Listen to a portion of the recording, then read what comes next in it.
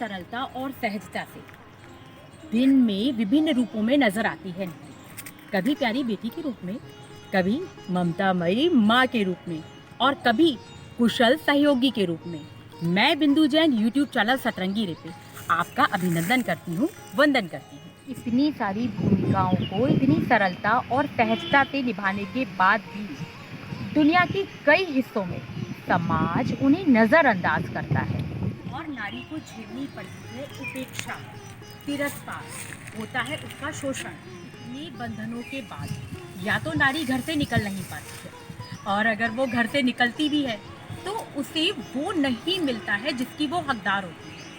लेकिन आज की नारी, हम ये कह सकते हैं, कोमल है कमजोर नहीं तू, शक्ति का नाम ही नारी है, जग को जीवन देने वाली मौत भी तुझसे हारी है। आज की नारी सारे बंधन खोल के उड़ चली है उस आसमान की तरफ जो है उसका। है ज़मीन मेरी, है आसमां मेरा, है सारा जहां मेरा। तो आइए मुलाकात करते हैं कुछ ऐसी ही सफल महिलाओं से जिन्होंने अपने क्षेत्र में सफलता का परचम लहराया है, अपने आंचल को बनाया है परचम और फहरा दिया है दुनिया वालों के सामने। नमस्कार, मैं डॉक्टर सृष्टि श्रीवास्तव अंतर्राष्ट्रीय महिला दिवस के शुभ अवसर पर आप लोगों से रूबरू हो रही हूँ। मुझसे कहा गया कि मैं अपने सफ़र के कुछ चंद लम्हों को आपसे शेयर करूं, तो ये बहुत ही कठिन कार्य है। मेरा शैक्षिक सफ़र तो आम बच्चों की जैसा ही था, सहज, मस्ती भरा और चुनौतियों भरा। मतलब मुझे टॉप करना और ऊपर रहना अच्छा लगता था, तो इसके लिए मुझे मेहनत करनी पड़ती थी। लेकिन चुनौतियाँ असली तो उस समय शुरू हुई जब मेरा प्रोफेशनल कैरियर प्रारंभ हुआ और उसी समय मेरा विवाह हुआ था। संयुक्त परिवार में मेरा विवाह हुआ और उसमें मेरी जॉब भी एड हॉक थी और मैं नॉन पीएचडी थी। अब आप चैलेंजेस समझ सकते हैं कि इतने बड़े परिवार की जिम्मेदारियां और सबको खुश करना बड़ी बहू का मेरा रोल था। और साथ में मेरा ये प्रोफेशनल कैरियर भी शुरू हुआ था, तो उसमें तालमेल बिठाने में मुझे कभी रात में देर तक जगना पड़ता था, कभी ढेर सारा खाना बनाना पड़ता था। लेकिन परिवार का सपोर्ट, मेरे पति का सपोर्ट और महाविद्यालय की जो प्रिंसिपल थी उनके सपोर्ट ने सारे सफ़र को बहुत ही आसान बना दिया। सुगमता से मैं सीढ़ियाँ चढ़ती चली गई। और पीएचडी जब मैंने प्रारंभ की उस समय 3rd ईयर का कोर्स भी अचानक प्रारंभ हो गया था और साइकोलॉजी में पीएचडी करना बहुत मुश्किल काम होता है। मैंने थोड़ा कठिन टॉपिक ले लिया था, लेकिन सारी चीज़ें उस समय सफल होती चली गई जब लोगों का साथ मिला, सहयोग मिला, प्यार मिला। तो दोस्तों, मैं कहना चाहूँगी कि इन सारी सफलता का श्रेय मैं अपने परिवार के साथ साथ एक क्वालिटी को भी देना चाहूँगी जो मुझे लग रहा है इस समय कम होती जा रही है, वो पेशेंस। सहन शक्ति ही महिला का दूसरा नाम है। तो जो भी परिस्थितियाँ हों, जब तक हम टॉलरेंस नहीं रखेंगे, जब तक हम इस सफ़र को मुश्किल बनाते चले जाएंगे। मेरे एज अ साइकोलॉजिस्ट मेरे पास बहुत सारे लोग आते हैं जिनकी ट्रबल्ड मैरिज है और जिनका सफ़र थोड़ा कठिन है। मैं उनसे हमेशा कहती हूँ कि अपने ईगो को साइड में रखिए, क्योंकि ईगो के साथ आपकी लाइफ जो है हारमोनी नहीं उत्पन्न स्थापित की जा सकती है। तो आज के इस शुभ अवसर पर मैं अपने सभी दोस्तों से ये खास करके शेयर करना चाहूँगी कि सफलता जीवन की तभी हो सकती है जब हम अपने परिवार और प्रोफेशन के बीच एक तालमेल बना के रखें और दोनों को साइमल्टेनियसली लेकर चलें। क्योंकि एक चीज़ को अगर हम फोकस करेंगे तो दूसरी छूट जाएगी। तो दोनों को कस के थामिए, रेत की तरह ज़िंदगी हाथ से फिसल ना जाए और उनमें खुशियों की कमी ना हो जाए, इसके लिए आपको स्वयं प्रयास करना पड़ेगा। तो stay cool, stay happy and healthy. नमस्कार दोस्तों, मैं रीता सिंह, अध्यक्ष सरल केयर फाउंडेशन। दोस्तों, आज मैं बिंदु जैन जी के निमंत्रण पर सतरंगी चैनल के माध्यम से आप लोगों के बीच में उपस्थित हूँ। दोस्तों, आज मैं आप लोगों के बीच में अपनी एक छोटी सी जर्नी के बारे में शेयर करूंगी। मेरा नाम रीता सिंह है। मैं एक सुल्तानपुर की विजेथुआ पावन धाम नगरी, जिसके बगल में भूपतपुर गांव की रहने वाली हूँ, जहाँ पे मेरा बचपन गुजरा है। दोस्तों, मेरे पापा जी श्री गांधी स्मारक इंटर कॉलेज के प्रिंसिपल थे, जहाँ पे मेरी पढ़ाई पूरी हुई। वहाँ से मैं इंटर की पढ़ाई की।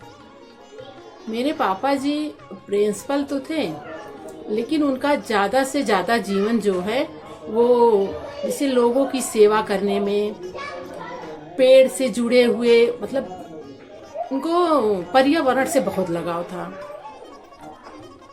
और उनके साथ भी उठना बैठना, कैसे लोगों की सेवा की जाती है, कैसे लोगों की मदद की जाती है, ये सब चीज़ें मैंने उनके साथ रहते हुए सीखा कि क्या खुशी मिलती है हमें।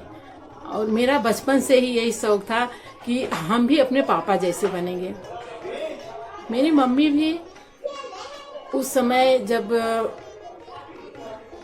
1945 में भी वो 5th तक पढ़ाई की थी। हम लोगों की जो पढ़ाई शुरुआती शिक्षा थी, तो मेरी मम्मी ही हम लोगों को इंग्लिश वगैरह ये सब चीज़ें सिखाया करती थी। वो भी पढ़ी लिखी, काफ़ी एजुकेटेड थी, और लोगों के बीच में लोगों की सेवा करना, लोगों की मदद करना। अब जैसे गांव के लोग आते हैं कि दीदी मेरे पास ये नहीं है, या मेरा बच्चा बहुत परेशान है, या हमारे यहाँ कोई हॉस्पिटल लेके जाने वाला नहीं है, तो आप चलिए मेरे साथ।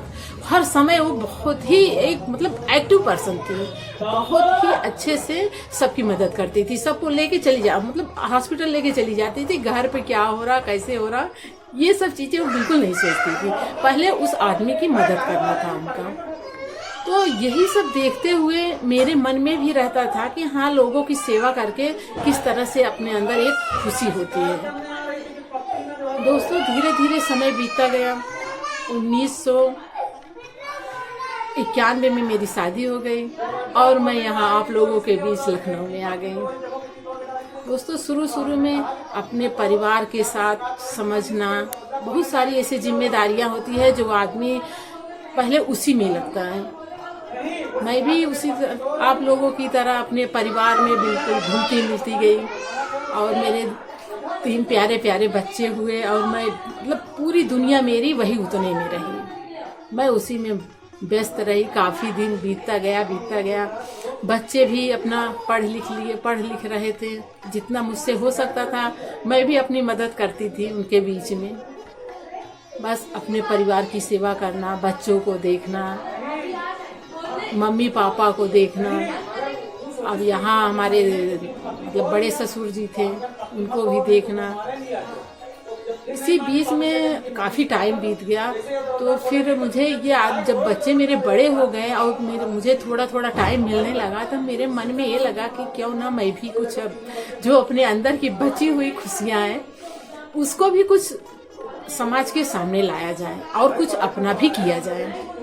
बस यही देखते हुए इस बीच में मेरे हस्बैंड श्री शैलेंद्र सिंह ने बहुत ही मेरी मदद की, और मेरी उन खुशियों को उन्होंने पता नहीं अपने आप से मतलब मुझे आगे लाए कि हाँ, आप जो चाहो वो कुछ अब कर सकती हो, आपके पास अब थोड़ा बहुत टाइम है।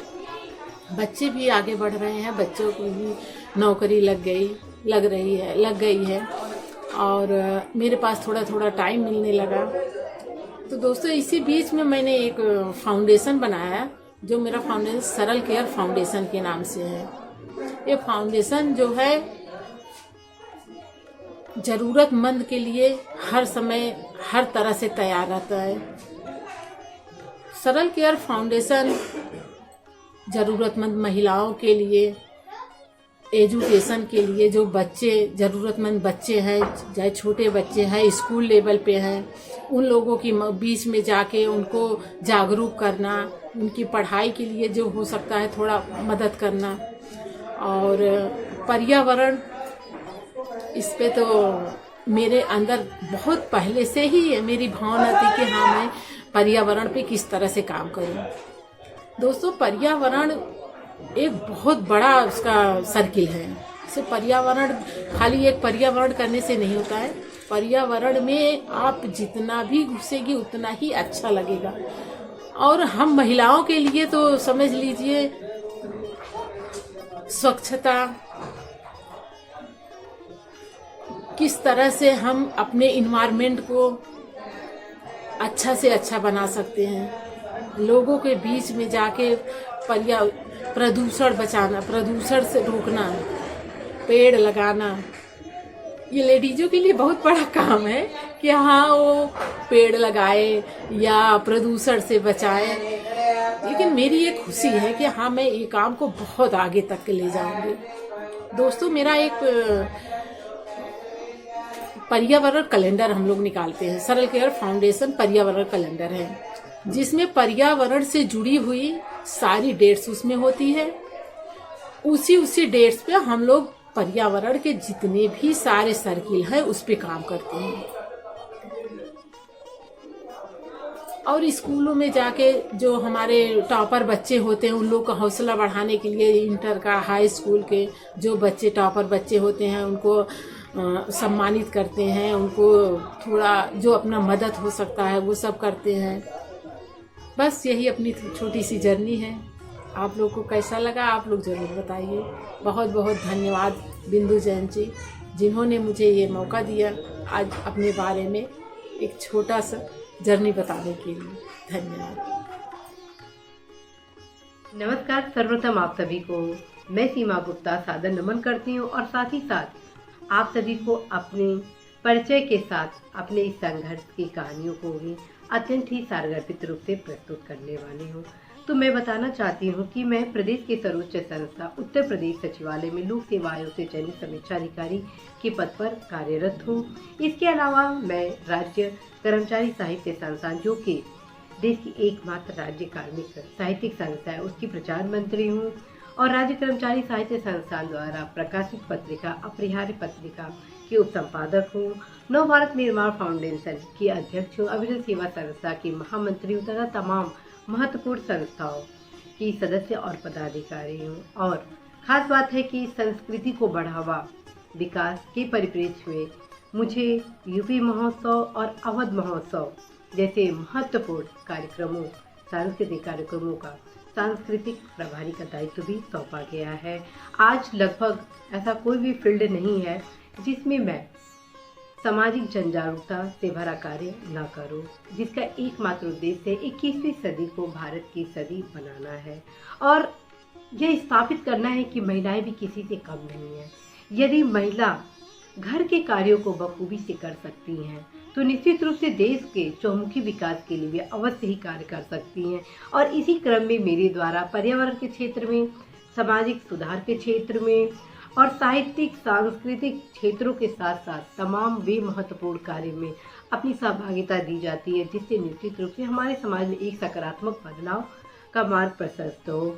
और इस चीज़ को मैं प्राप्त करने के लिए मैं आप सभी को बताना चाहती हूँ कि मैं बचपन से ही काफ़ी जुझारू रही हूँ और हमेशा मुझे लगता था कि जहाँ चाह है वहाँ राह है, और उस चाह और राह के भरे संदेश से आज मैं आप सभी के बीच अनेक क्षेत्रों में देखी जाती हूँ। निश्चित रूप से आज मेरी जो भी सफलता है यह आप सभी के सहयोग का ही परिणाम है, क्योंकि मुझे अपनी उपलब्धियों के बारे में, अपने संघर्षों के बारे में आप सभी को बताना था अत्यंत ही संक्षिप्त रूप से। तो ज़्यादा समय न होने के कारण मैं बस इतना ही कहना चाहती हूँ कि मैं जो भी लक्ष्य बनाती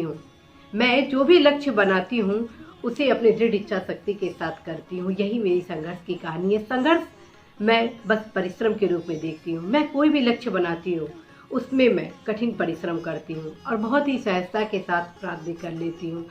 इसलिए मैं कहूँगी कि संघर्ष से बड़ा आपका परिश्रम है। यदि आपका परिश्रम ताकतवर है, सतत है, तो निरंतर रूप से कोई भी संघर्ष आपके मार्ग में बाधा नहीं बन पाएगा। और इसी के साथ मैं विदा लूँ, अपने एक मुक्तक आप सभी के समक्ष समर्पित करती हूँ। चंद सपने कुछ ख्वाहिशें हैं मेरी, चंद सपने कुछ ख्वाहिशें हैं मेरी, दुनिया को बदलने की चाहते हैं मेरी, चिंता घुटन बेवती सबकी दूर कर दो, ऐसी चाहत से भरी कोशिशें हैं मेरी। नमस्कार। नमस्कार, मैं ज्योति किरण रतन लखनऊ से हूँ और मेरा जन्म लखनऊ में ही हुआ। जैसा मुझे कहा गया कि अपने बारे में कुछ बताएं, अपने संघर्ष के बारे में, तो संघर्ष तो सभी के जीवन में कहीं ना कहीं जुड़ा रहता है। मेरा संघर्ष शायद जन्म के साथ शुरू हुआ। बहुत सारी परेशानियाँ रहीं जिसके साथ में हम आगे बढ़ते रहे और पढ़ाई करते करते अपने high school, inter, BSc, MA Hindi Lucknow university से किया। तो अब हम आगे आते रहे और संघर्ष जैसे शौक़ था मुझे आर्ट क्राफ्ट, डांस का मुझे शौक़ कम था लेकिन फिर भी करते थे। तो डांस के लिए फिर मैंने एडमिशन लिया, अपनी बहन के साथ में एडमिशन लिया। बहन ने तो छोड़ दिया लेकिन मुझे लगा कि मैंने फीस पे की है तो इस कोर्स को पूरा करना चाहिए। तो मैंने उस डांस कोर्स को पूरा किया और मेरा लग रहा कि मैंने कोर्स को कंप्लीट करने के साथ फर्स्ट डिवीज़न में डिग्री प्राप्त की उसकी भातखंडे से। और साथ ही भातखंडे में मैंने एज ए प्रवक्ता भी काम किया डांस टीचर का। आर्ट क्राफ्ट का शौक़, चूँकि रंगोली वगैरह सब दादी नानी को देखते चले आ रहे थे, बहुत समय से घर में बनता रहता है, तो वो मेरे खून में मिला हुआ था कि सबकी चीज़ों को मैंने ग्रहण किया और उसमें मेरा शौक़ हुआ। तो मैंने ललित कला अकेडमी से बहुत सारे जो डिप्लोमा कोर्सेज वगैरह होते हैं सबको करते करते मैंने आर्ट में भी अपनी डिग्रियाँ अर्जित करी। और आर्ट में मैंने प्राइवेट कंपनी में काम करने के साथ साथ एज ए आर्ट टीचर मैंने काम किया, डांस टीचर भी मैंने स्कूलों में काम किया। और संघर्ष की बात करते हैं तो शादी के बाद कुछ ज़्यादा ही संघर्ष शुरू हुआ, क्योंकि पहले तो माँ बाप का साया रहता है। माँ बाप के साये से जब हम दूर होते हैं तो जो उनकी आदतें होती हैं उनको छोड़ करके उनके सहारे का जो होता है वो उससे अलग होकर खुद निर्णय लेकर के जब हम आगे बढ़ते हैं तो वो संघर्ष वहाँ से शुरू हो जाता है। तो वही संघर्ष मेरे साथ शुरू हुआ। शादी के बाद कुछ ससुराल पक्ष से परेशानियाँ रहीं तो मुझे कुछ बहुत जल्दी शादी के बाद में वहाँ से अलग होना पड़ा। और जिन परिस्थितियों में हम अलग हुए तो उस समय मेरे पास में बिछाने के लिए बिस्तर भी नहीं था और सीमेंट की बोरियां को खोल के हम उसको बिछा कर सोते थे।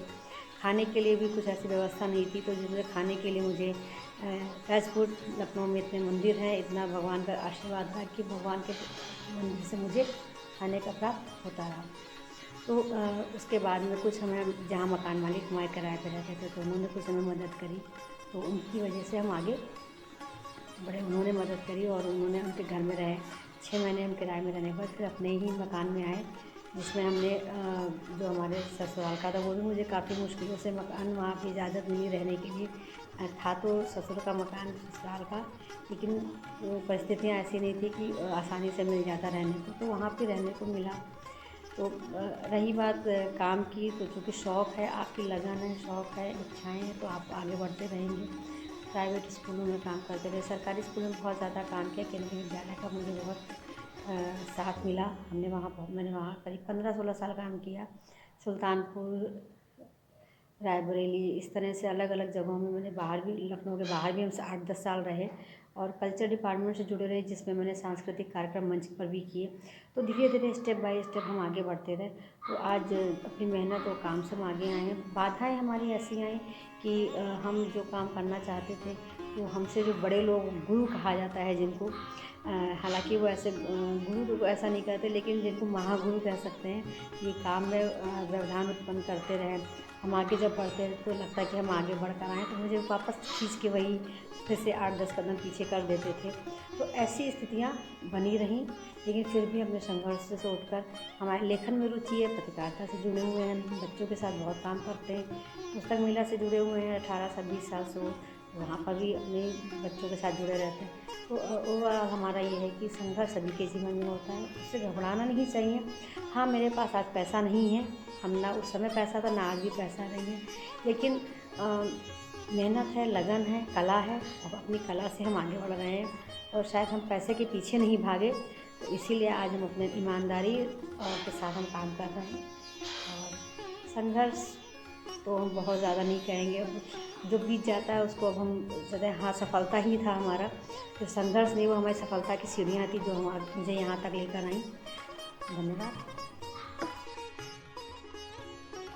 हेलो, मैं डॉक्टर मनु चौहान। टीचिंग मेरा प्रोफेशन है। इसके अलावा मैं सामाजिक कार्यों में भी थोड़ा योगदान देती हूँ।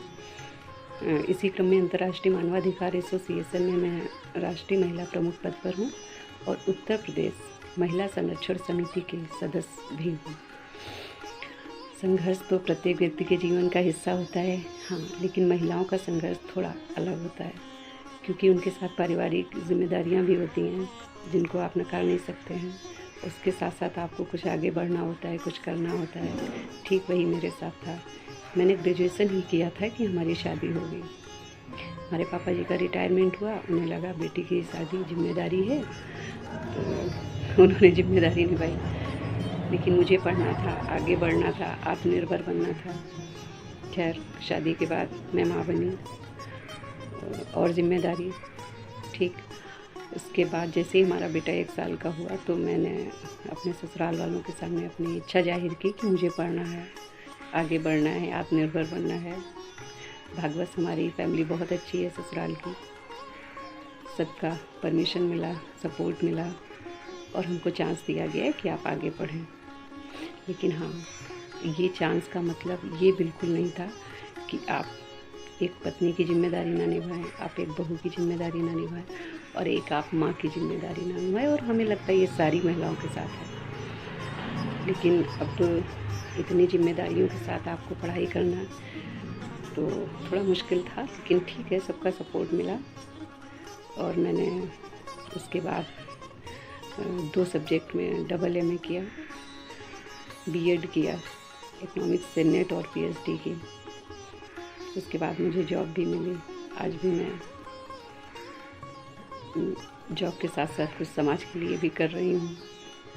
तो संघर्ष को संघर्ष मत समझिए। महिलाओं को अगर अवसर या मिल जाता है कुछ करने का तो सबसे बड़ी उपलब्धि वही होती है, क्योंकि अभी भी समाज में महिलाओं को अपना आगे बढ़ने का अवसर मांगने के लिए ही जद्दोजहद है। उन्हें अवसर ही नहीं मिल रहा है। अगर अवसर ही मिल जाता है बहुत बड़ी बात है।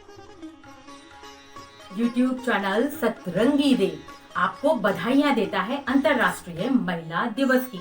महके आप इन फूलों की तरह।